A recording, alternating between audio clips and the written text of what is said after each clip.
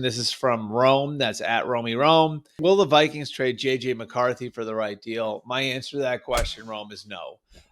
They love J.J. McCarthy. He did a great job for them during the pre-draft process. Obviously, it's why they traded up for him.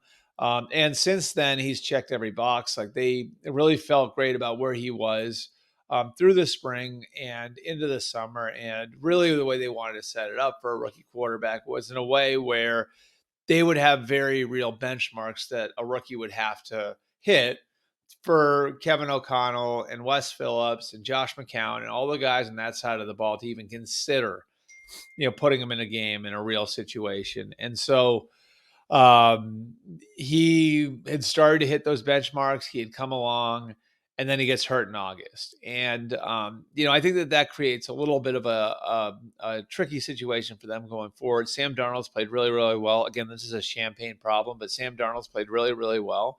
And now they've got a roster full of guys who are in this position to win right now.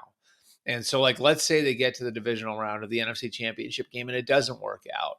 And now they're coming back and they've had this 14 or 15 win regular season, and they've got a bunch of guys who are looking to chase a championship. Can you sell them on the idea of J.J. McCarthy? Can you say to them, yeah, we're going to walk away from the quarterback who just gave you this great season, who you've got this great belief in? Can they do that? With the veteran players on their roster, it's a hard thing to do, even when you have the track record that Kevin O'Connell does in developing quarterbacks. And so I think the reasonable middle ground on this whole thing is to franchise Sam Darnold and go forward with him at that $40 million number for 2025 and continue to develop J.J. McCarthy. And look, if J.J. looks great in May and June and July and August, and now you have a real question over who's your starting quarterback, then great. That's an awesome result.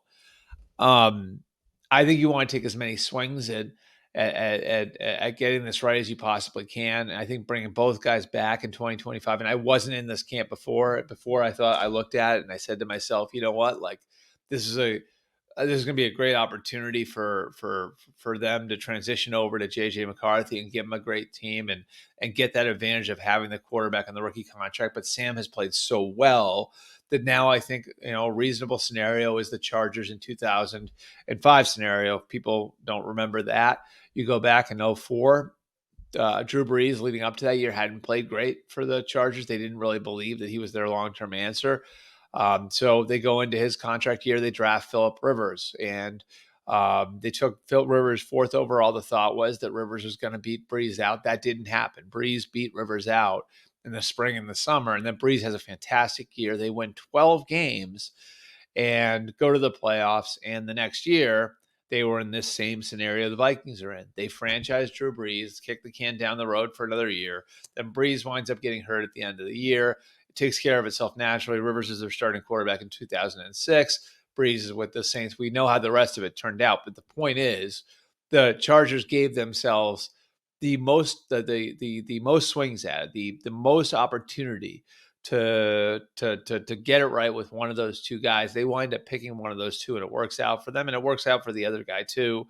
This feels like that type of scenario for the Vikings, where I think there is a reasonable way to have both guys on the roster. It's expensive, because this franchise tag for quarterbacks is going to be over $40 million next year, but there is a reasonable way to manage this into 2025 where you have both guys.